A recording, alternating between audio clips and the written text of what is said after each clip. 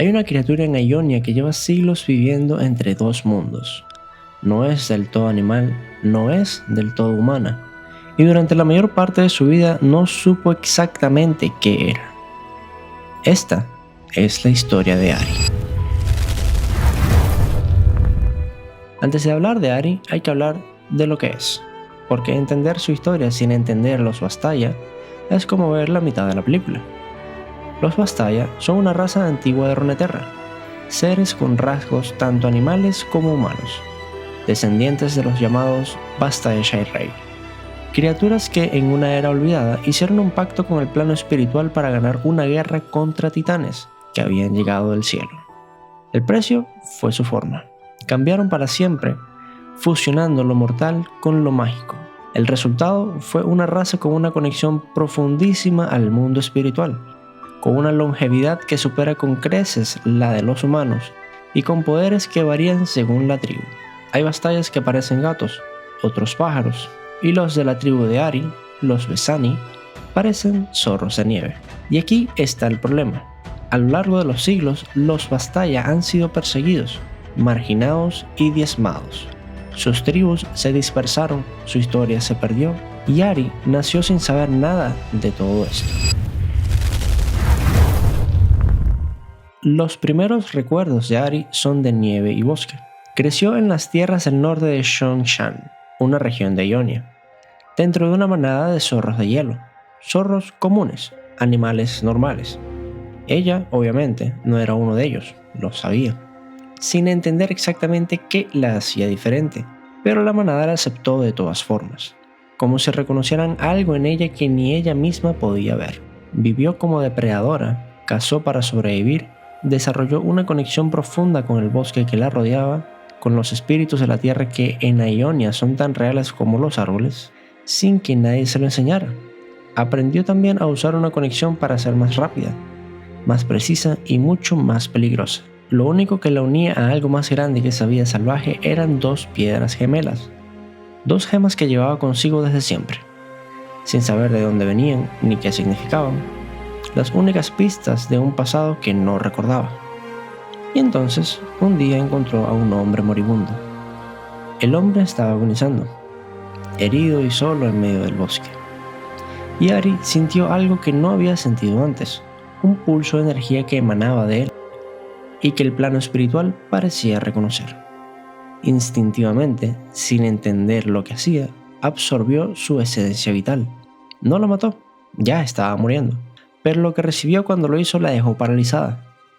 No solo fuerza, no solo energía, recibió fragmentos de su vida, sus memorias, sus emociones, incluso sus palabras.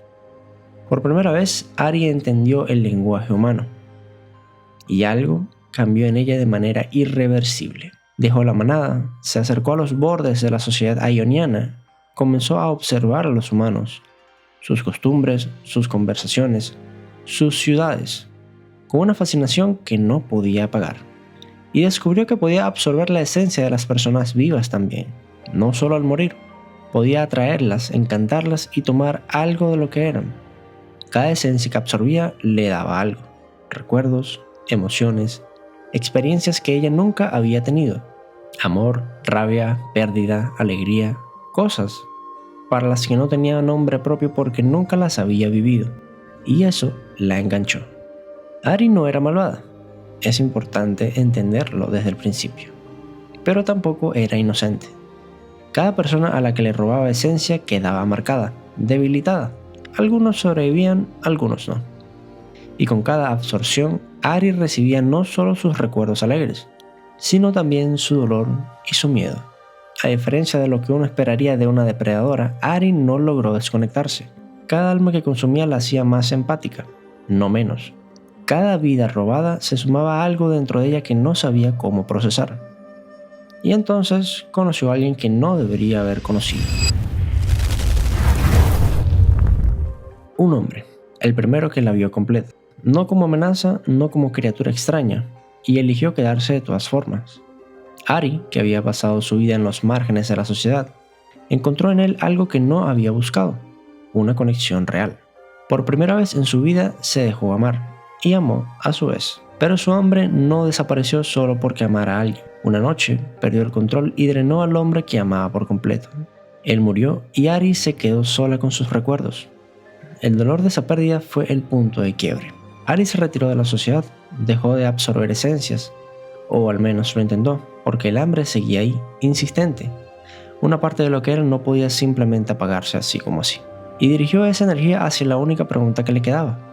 ¿Qué era? Sus dos gemas gemelas, las únicas constantes de su vida, tenían que significar algo.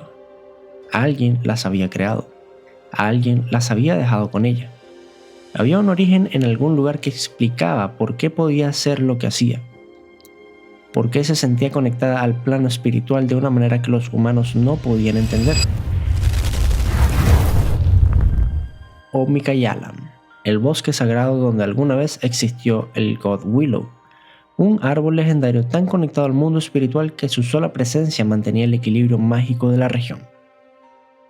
El árbol llevaba siglos muerto, cortado en una guerra antigua, pero en sus raíces todavía quedaban ecos de la memoria del lugar.